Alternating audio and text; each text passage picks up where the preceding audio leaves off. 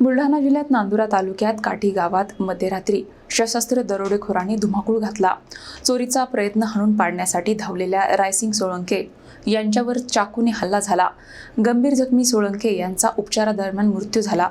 बुलढाणा जिल्ह्यातील नांदुरा तालुक्यातील काठी गावात मध्यरात्री सशस्त्र दरोडेखोरांनी धुमाकूळ घातल्याची धक्कादायक घटना समोर आली आहे।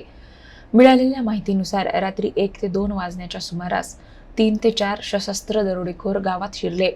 त्यांनी एका साडीच्या गोदामासह 2 बंद घरांचे कुलुपे तोडून चोरी करण्याचा प्रयत्न केला। याच परिसरात रायसिंग सीताराम सोळंके यांचा गुरांचा गोठा आहे। रात्री गोठ्याकडे आलेल्या सोळंके यांना घरासमोर काही संशयित व्यक्ती दिसल्या।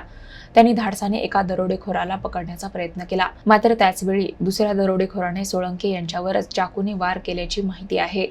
गंभीर जखमी अवस्थेत सोळंके यांनी आरडाओरड केल्याने दरोडेखोर अंधाराचा फायदा घेत पसार झाले। घटनेची माहिती मिळताच मलकापूर ग्रामीण पोलिसांचे पथक घटनास्थळी दाखल झाले। दरोडेखोरांचा शोध घेण्यासाठी पोलिसांनी तपास सुरू केला आहे। या घटनेमुळे काठी गावात भीतीचे वातावरण निर्माण झाले असून ग्रामस्थांमध्ये संताप व्यक्त केला जात आहे। एक माणूस होता, त्यानं पकडला होता चोराले, तर त्यानं कल्ला केला, चोर आले त्यानं पकडलं, तर दुसरा आला आणि त्याला चाकू मारला। 4 जण असे, तो माणूस म्हणे 4 जण आहे म्हणे, 4 जण होते म्हणे। तर चालता आता 4 जण दिसलेले, तो होता वाड्यात झोपेल, तर तोंडाला बांधून रुमाला हे घेऊन चालले होते तर रस्त्यानं कुत्रे भुकत होते। त्यानं उठून पाहिलं तर त्यानं काळी फेकून मारली। एकाले कोण आहे तो बोलला नाही, त्यानं काळी फेकून मारली। तर मग स्वतः जोय गेला आणि त्याला पकडलं।